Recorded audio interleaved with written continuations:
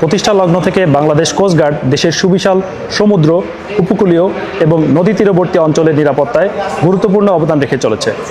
জেলেদের জীবনমান উন্নয়নের পাশাপাশি অবৈধ আর্টিসানাল ট্রলিং বোটের কার্যক্রম প্রতিরোধে প্রতিনিয়ত নিরলস পরিশ্রম করে যাচ্ছে কোস্টগার্ড।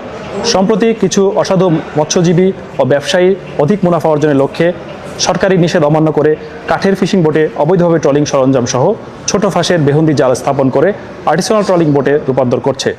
এই ছোট ফাঁসের জালে আটকে পড়ে গভীর ও অগভীর সাগরের রেণু, ডিমলা মাছ এবং মাছের প্রাকৃতিক খাদ্য ক্রমশ ধ্বংস হয়ে যাচ্ছে, যার ফলে বিগত 4 বছরে আশঙ্কাজনকভাবে মাছের প্রজনন কমে গিয়েছে।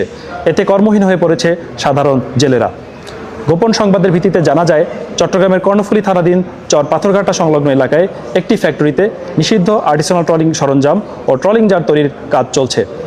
প্রাপ্ত তথ্যের ভিত্তিতে গত 7 জানুয়ারি 2026 তারিখে বুধবার সন্ধ্যা 6টায় কোস্টগার্ড বেস চট্টগ্রাম কর্তৃক উক্ত এলাকায় একটি বিশেষ অভিযান পরিচালনা করা হয়। অভিযান চলাকালীন উক্ত ফ্যাক্টরিতে তল্লাশি চালিয়ে প্রায় 36 লক্ষ টাকা মূল্যের 12টি অবৈধ ট্রলিং জাল ও জাল তৈরির সরঞ্জাম সহ ট্রলিং বোট তৈরির মূল কারিগর ভারতীয় নাগরিক পণ্ডিত বিশ্বাসকে আটক করা হয়। এ সময় আটক হয় 6 জন বাংলাদেশি কারিগর। ট্রলিং জাল তৈরির মূল হোতা ভারতীয় নাগরিক পণ্ডিত বিশ্বাস ভারতের পশ্চিমবঙ্গের দক্ষিণ 24 পরগনা জেলার বাসিন্দা। প্রাথমিক জিজ্ঞাসাবাদে জানা যায়, সে বাংলাদেশে অবস্থানকালে বাংলাদেশি ফিশিং বোটে নিষিদ্ধ আর্টিসানাল ট্রলিং সরঞ্জাম স্থাপন এবং ট্রলিং জাল তৈরির মূল কারিগর হিসেবে কাজ করে। বর্ণিত ভারতীয় নাগরিক সর্বশেষ 27 নভেম্বর 2025 তারিখে বাংলাদেশে ভ্রমণ ভিসায় আগমন করে। এছাড়াও সে ইতিপূর্বে বহুবার সাতক্ষীরার ভোমরা স্থল বন্দর দিয়ে বাংলাদেশে প্রবেশ করে বরগুনার পাথরঘাটার মাসুম কোম্পানি, চট্টগ্রামের বাঁশখালীতে শুকুর, ইসমাইল ও জাহাঙ্গীর কোম্পানিতে ফিশিং বোটে নিষিদ্ধ ট্রলিং সরঞ্জাম স্থাপন এবং জাল তৈরির কাজে করে আসছে। ফলে সমুদ্র উপকূলীয় অঞ্চলে ট্রলিং বোট ও জালের বিচরণ অনেকাংশে বৃদ্ধি পাচ্ছে।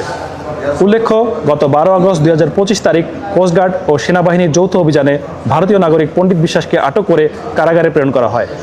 কিছু অসাধু ট্রলিং জাল ব্যবসায়ী ও চট্টগ্রামের বাঁশখালী শুকুর কোম্পানি এবং জাহাঙ্গীর কোম্পানির সরাসরি হস্তক্ষেপে খুবই অল্প সময়ের মধ্যে সে কারাগার থেকে জামিনে মুক্তি পায়।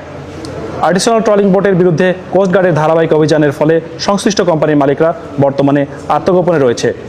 তাদের বিরুদ্ধে কোস্টগার্ড গোয়েন্দা নজরদারি ও অভিযান অব্যাহত রয়েছে। পরবর্তীতে পণ্ডিত বিশ্বাস জামিনে মুক্তি পেয়ে পূর্বের ন্যায় আরও বৃহৎ পরিসরে দেশের বিভিন্ন অঞ্চলে ফিশিং বোটে নিষিদ্ধ আর্টিসানাল ট্রলিং সরঞ্জাম স্থাপন ও ট্রলিং জাল তৈরির কাজ শুরু করে। জব্দকৃত আলামত ও আটককৃত ব্যক্তিদের পরবর্তী আইনানুগ ব্যবস্থা গ্রহণের কার্যক্রম প্রক্রিয়াধীন।